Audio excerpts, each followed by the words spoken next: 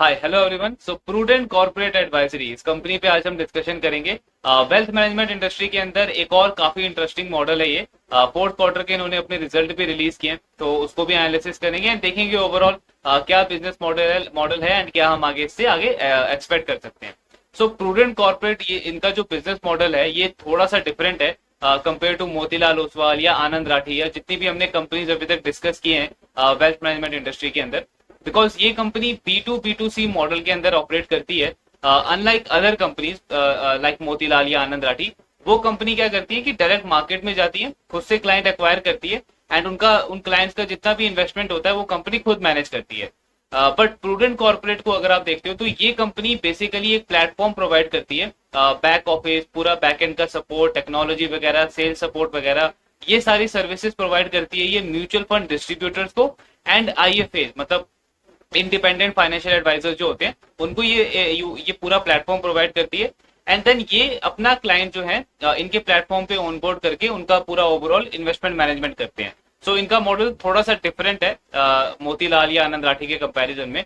इनका जो सबसे क्लोजेस्ट कॉम्पिटिटर है वो है एनजे वेल्थ। अगर आपने उस कंपनी का नाम सुना होगा तो एनजे वेल्थ बेसिकली लिस्टेड नहीं है, अनलिस्टेड है, लेकिन उनका भी मॉडल इसी तरीके का है। वो भी प्लेटफॉर्म वगैरह देते हैं अपने डिस्ट्रीब्यूटर्स को, IFAs को, एंड वहां से उनका ओवरऑल इन्वेस्टमेंट मैनेजमेंट होता है। अगर आपने आनंद राठी का जो OFA वाला सेगमेंट है, ओमनी फाइनेंशियल एडवाइजर, सो उसको अगर आप थोड़ा स्टडी करोगे वो भी इसी तरीके का मॉडल है। मेन बिजनेस तो आनंद राठी का प्राइवेट वेल्थ का है, जिसमें वो company HNIs and ultra HNIs को पूरा वेल्थ मैनेजमेंट की सर्विसेज देती है। लेकिन जो OFA वाला सेगमेंट है आनंद राठी का, वो लगभग इसी से मिलता जुलता है। उसमें भी वो कंपनी एक प्लेटफॉर्म देती है म्यूचुअल फंड डिस्ट्रीब्यूटर्स को, लेकिन आनंद राठी का अर्निंग सोर्स अलग है। आनंद राठी उस बिजनेस के अंदर क्या करता है, एक सब्सक्रिप्शन फी चार्ज करता है उन म्यूचुअल फंड डिस्ट्रीब्यूटर से, एनुअल सब्सक्रिप्शन फी, जैसे हमारा नेटफ्लिक्स का होता है या अमेजोन का होता है। ये जो OTT वाला जो मॉडल है, कुछ वैसा मॉडल है आनंद राठी का, उसमें अर्निंग के पर्सपेक्टिव से अगर हम देखें तो। बट प्रूडेंट कॉर्पोरेट का अर्निंग मॉडल क्या है, सेम वही कमीशन वाला। मतलब जो भी आपका म्यूचुअल फंड का बुक है उसके ऊपर इनको कमीशन मिलता है, जैसे मोतीलाल को मिलता है या फिर नुवामा वेल्थ को मिलता है। जैसे कमीशन अर्निंग उनका मेन इनकम का सोर्स है, वैसे ही एनजे वेल्थ का या प्रूडेंट कॉर्पोरेट का इनका जो अर्निंग का सोर्स है वो वही कमीशन वाला है। लेकिन अब इसमें डिफरेंस ये है क्योंकि इनका जो पूरा म्यूचुअल फंड का बुक है वो इनके म्यूचुअल फंड डिस्ट्रीब्यूटर्स बिल्ड करते हैं, एक्विजिशन वही करते हैं, पूरा इन्वेस्टमेंट मैनेजमेंट वही करते हैं क्लाइंट का। तो इनका जितना भी कमीशन बनता है उसका 70-80% जो है वो इनको शेयर करना पड़ता है उन म्यूचुअल फंड डिस्ट्रीब्यूटर्स के साथ में या फिर IFAs के साथ में। एंड बाकी का जो 20-30% है वो इनकी खुद की अर्निंग होती है। वीजा वीज अगर आप बाकी के मॉडल्स में देखोगे जैसे आनंद राठी या मोतीलाल ओसवाल, सो उनको क्या एडवांटेज है, अगर उनका 100 रुपए का कमीशन बना है तो वो पूरा 100 रुपए उनका है, बिकॉज वो खुद ही मैनेज कर रहे हैं सारा कुछ। बट यहाँ पे प्रूडेंट कॉर्पोरेट को इसमें उनके कमीशन अर्निंग में थोड़ा सा शेयरिंग करना पड़ता है अपने डिस्ट्रीब्यूटर्स के साथ में। बट इनका एडवांटेज क्या है, इनका एडवांटेज ये है कि ये इस मॉडल को स्केल कर सकते हैं काफी ज्यादा, बिकॉज इनको एक्विजिशन वगैरह तो करना नहीं है क्लाइंट का, ना ही उसका कोई पोर्टफोलियो मैनेज या पोर्टफोलियो ट्रैकिंग वगैरह करना है। वो सारा काम तो उनके डिस्ट्रीब्यूटर का है। इनको अपने प्लेटफॉर्म को और ज्यादा स्मूथ करना है, उस पर ज्यादा वर्क करना है, जो डिस्ट्रीब्यूटर्स हैं उनके साथ में अच्छा रिलेशनशिप मेंटेन करके रखना है, सो दैट ज्यादा से ज्यादा डिस्ट्रीब्यूटर इनके सिस्टम में ऐड होते जाए एंड कंपनी ज्यादा से ज्यादा एरिया में ज्यादा से ज्यादा कस्टमर तक एक्सपैंड करते चले जाए। तो स्केलेबिलिटी में एडवांटेज है प्रूडेंट कॉर्पोरेट को।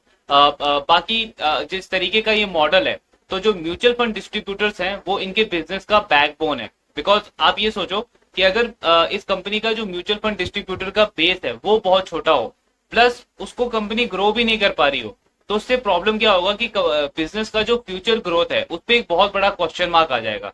क्योंकि अगर आपके डिस्ट्रीब्यूटर ग्रो नहीं कर रहे हैं, नए डिस्ट्रीब्यूटर आप नहीं ला पा रहे हो सिस्टम में, प्लस जो पुराने डिस्ट्रीब्यूटर है वो छोड़ करके जा रहे हैं, तो उसमें चैलेंज क्या होगा कि आप अपना जो AUM है म्यूचुअल फंड का, उसको ग्रो कैसे करोगे। तो अगर उस पैरामीटर पे हम इस कंपनी की परफॉर्मेंस देखते हैं तो इनका जो टोटल म्यूचुअल फंड डिस्ट्रीब्यूटर का बेस है आज के टाइम पे वो 29,000 के आसपास है। 29,000 डिस्ट्रीब्यूटर्स आज के टाइम पे प्रूडेंट के साथ में एसोसिएटेड है, तो ये नंबर अच्छा है। प्लस ये नंबर पिछले 4-5 साल से इस बिजनेस के लिए 21% से ग्रो हुआ है। मतलब कि ऑलमोस्ट 20-21% से ये कंपनी नए डिस्ट्रीब्यूटर को अपने सिस्टम में ऐड कर रही है, तो मतलब ग्रोथ भी अच्छा है। इसका मतलब कंपनी नए डिस्ट्रीब्यूटर को ऐड भी कर पा रही है, प्लस पुराने डिस्ट्रीब्यूटर को रिटेन भी कर पा रही है। बिकॉज अगर वो नहीं होगा तो अगेन प्रॉब्लम वही आएगी कि फ्यूचर ग्रोथ पे एक बहुत बड़ा क्वेश्चन मार्क आ जाएगा इस बिजनेस के। लेकिन इस पॉइंट पे प्रूडेंट कॉर्पोरेट जो है वो काफी अच्छा मैनेज कर रहा है। देन अगर हम इनका प्रेजेंस देखते हैं कि कंपनी के कहाँ कहाँ ब्रांचेस है, कहाँ पे इनकी ज्यादा प्रेजेंस है, तो इसके अंदर आपको दो टर्म है जो आपको समझना होगा। सो पहला तो है T30 एंड दूसरा है B30। अब T30 क्या होता है, इंडिया की जो टॉप 30 सिटीज होती हैं उनको T30 बोला जाता है इस इंडस्ट्री के अंदर। एंड जो B30 होता है वो होता है बियॉन्ड टॉप 30 सिटीज। मतलब कि जो टॉप 30 सिटीज है उसके बाहर की जो 30 सिटीज आती है उनको B30 सिटी बोला जाता है। सो इसका रेफरेंस क्या है इस इंडस्ट्री में, जितनी भी म्यूचुअल फंड की कंपनी है, जैसे HDFC म्यूचुअल फंड है, ICICI प्रूडेंशियल म्यूचुअल फंड है, आपका पराग पारिक म्यूचुअल फंड है, तो ये जितनी भी म्यूचुअल फंड की कंपनी है ये क्या करती है, जो भी आपका जो AUM है जो B30 सिटी से आता है उस पे ये यूजुअली ज्यादा कमीशन देती है कंपेयर टू T30 से आने वाला AUM के कंपैरिजन में। तो इसका बहुत सिंपल सा लॉजिक है, जो T30 सिटीज है मतलब जो टॉप 30 सिटीज है जैसे मुंबई, चेन्नई, बैंगलोर, दिल्ली, तो यहाँ पे ऑब्वियसली जो फाइनेंशियल की जो अवेयरनेस है, इन्वेस्टमेंट की जो अवेयरनेस है लोगों को, वो काफी ज्यादा है। लोगों को पहले से इक्विटी मार्केट में पता है, यहाँ पे ज्यादा लोग इक्विटी मार्केट में इन्वेस्ट करते हैं। तो कल को ये जो म्यूचुअल फंड कंपनीज है ये कल को कोई भी नया स्कीम लेकर के आती हैं तो इनके लिए T30 में सेल करना बहुत ज्यादा इजी हो जाता है। बिकॉज यहाँ पे बहुत सारे बड़े बड़े बैंक्स हैं, बड़े MNC बैंक्स हैं, बहुत बड़ी वेल्थ मैनेजमेंट कंपनीज हैं, बहुत सारे डिस्ट्रीब्यूटर्स हैं, तो यहाँ पे इनको सेल करना काफी ज्यादा इजी हो जाएगा अपने अपने अपने प्रोडक्ट को, अपने म्यूचुअल फंड स्कीम को। लेकिन अगर हम B30 में देखें तो वहां पे काफी बड़ा चैलेंज आएगा। बिकॉज अगर हम एग्जांपल लें जैसे आगरा सिटी है या लुधियाना सिटी है या कोटा सिटी है, ये जो छोटी छोटी सिटीज हैं यहाँ पे अभी भी इन्वेस्टर्स को बहुत कम अवेयरनेस है फाइनेंशियल मार्केट की।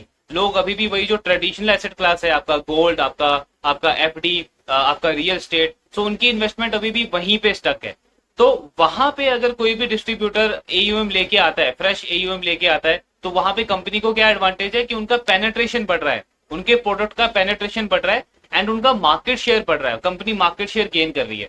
सो यही रीजन है कि ये कंपनीज जो है, ये म्यूचुअल फंड कंपनीज जो है, ये उन डिस्ट्रीब्यूटर्स को उस AUM पे थोड़ा सा ज्यादा कमीशन देती है जो कि B30 सिटी से आता है। तो ये बेसिकली रेफरेंस है T30 एंड B30 सिटीज का। अब अगर आप प्रूडेंट का देखोगे तो इस कंपनी का जो प्रेजेंस है वो पूरा इवनली स्प्रेड है। 50% इनके ब्रांचेस हैं T30 में एंड 50% जो ब्रांचेस है इस कंपनी के वो B30 सिटीज के अंदर है। सो कंपनी का क्या कहना है कि आज के टाइम पे आप अगर हमारा टोटल म्यूचुअल फंड का बुक देखोगे तो उसमें से 80% जो बुक है हमारा वो हमारा T30 से आता है एंड जो 20% बुक है हमारा वो B30 से आता है। तो हमारे लिए एक बहुत अच्छा अपॉर्चुनिटी है, एक अच्छा स्कोप है हमारे पास कि हम B30 में अपने अपने म्यूचुअल फंड के बुक को और ज्यादा पेनेट्रेट करें। बिकॉज हमारी प्रेजेंस तो है वहां पे, 50% हमारे ब्रांचेस B30 सिटीज के ही हैं, लेकिन AUM हमारा वहां पे कम है। तो फ्यूचर में हम अपने AUM को वहां पे और ज्यादा बिल्ड कर सकते हैं, नया AUM ला सकते हैं, जिससे क्या होगा कि हमारा कमीशन अर्निंग जो है वो बढ़ जाएगा, हमारा यील्ड बढ़ जाएगा। तो ये एक अच्छी अपॉर्चुनिटी है इस कंपनी के पास में, बिकॉज 80% इनका जो म्यूचुअल फंड का बुक है वो T30 सिटी से आता है। सो ये ओवरऑल इनका फोकस है आज के टाइम पे।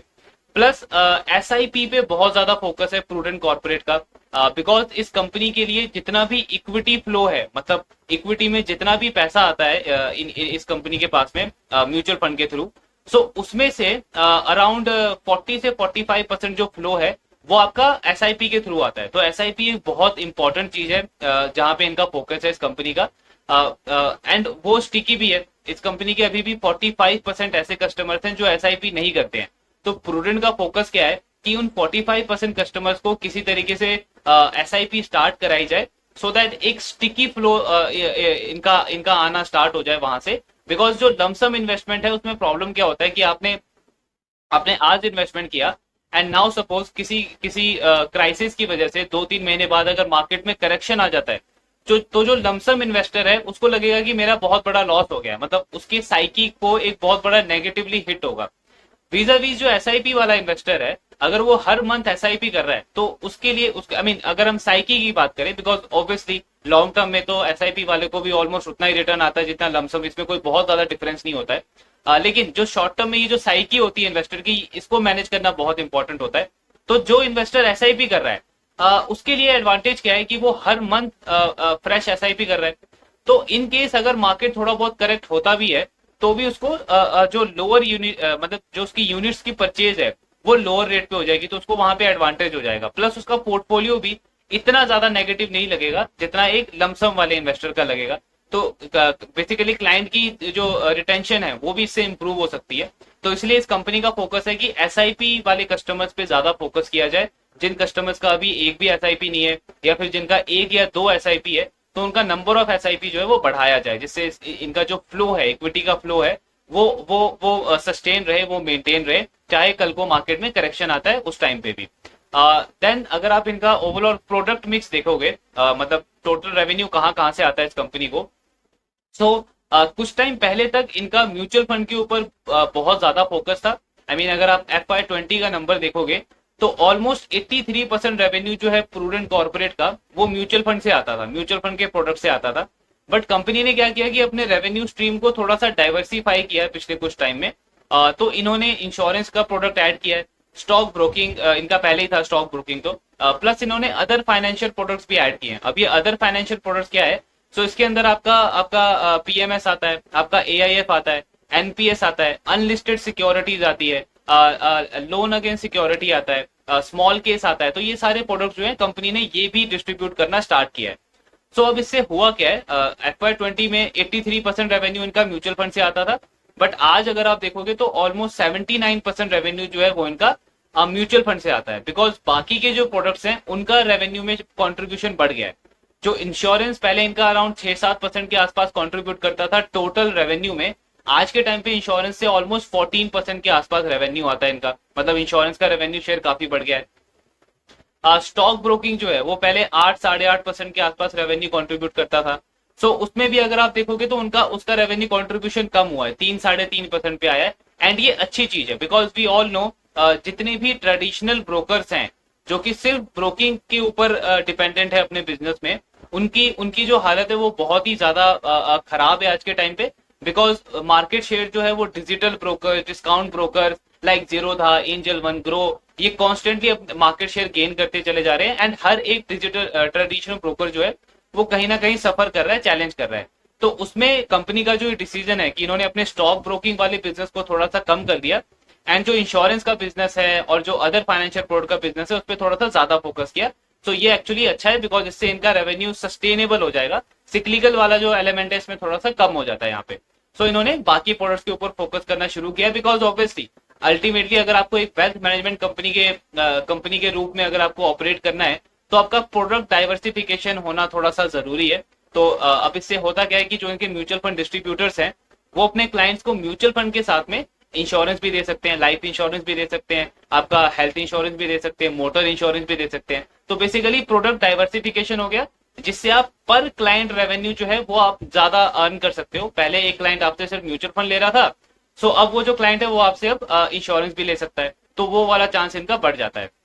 सो ये ओवरऑल बिजनेस मॉडल है इस कंपनी का। नाउ अगर हम परफॉर्मेंस की बात करें तो इस क्वार्टर में जो इनके रिजल्ट आए हैं उसमें रेवेन्यू की जो ग्रोथ है वो ऑलमोस्ट 35% के आसपास है। सो ये कंपनी जब से लिस्ट हुई है तब से अगर आप देखोगे तो क्वार्टर आफ्टर क्वार्टर इस कंपनी ने कंसिस्टेंटली 25-30% के आसपास का रेवेन्यू ग्रोथ जो है उसको मेंटेन रखा हुआ है, तो वहां पे काफी अच्छी परफॉर्मेंस है। देन अगर हम मार्जिन के नंबर देखते हैं तो उसमें डिप आया है। लास्ट ईयर जो था इनका मार्जिन वो 30% से भी ज्यादा था, सो इस साल अराउंड 25% के आसपास का मार्जिन आया। मार्जिन इनके कम हुए बिकॉज एक्सपेंसेस बढ़ गए हैं कंपनी के। तो इसका इम्पैक्ट क्या हुआ है, इनकी जो नेट प्रॉफिट की ग्रोथ है वो थोड़ी सी कम रही है, अराउंड 8-9% के आसपास का इनका जो नेट प्रॉफिट है वो ग्रो हुआ है। ओवरऑल अगर हम फुल ईयर बेसिस पे देखें तो रेवेन्यू की ग्रोथ अच्छी है, 30-35% के आसपास है एंड नेट प्रॉफिट भी वहां पे 19% से ग्रो हुआ है। बट इस क्वार्टर में बिकॉज एक्सपेंसेस ज्यादा थे और मार्जिन डिप हुआ, सो इनका जो नेट प्रॉफिट का ग्रोथ है वो 8-9% के आसपास है। तो ओवरऑल रिजल्ट अच्छा है। प्लस अगर हम AUM देखें, मतलब म्यूचुअल फंड की जो बुक है इनकी वो ऑलमोस्ट 56% से ग्रो हुई है।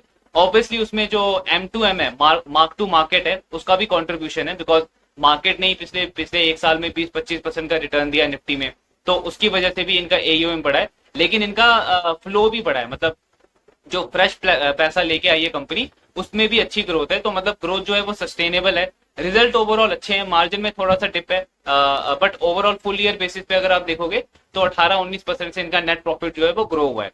मॉडल थोड़ा सा अलग है कंपेयर टू जो बाकी के हमने बिजनेसेस डिस्कस किए उसके कंपैरिजन में, लेकिन ऑब्वियसली इसमें अपॉर्चुनिटी तो है हर एक प्लेयर के लिए, बिकॉज अंडर पेनेट्रेशन इतना ज्यादा है इंडस्ट्री के अंदर कि हर एक प्लेयर बहुत अच्छे लेवल से ग्रो कर सकता है यहाँ से भी, तो इनके पास अपॉर्चुनिटी तो है।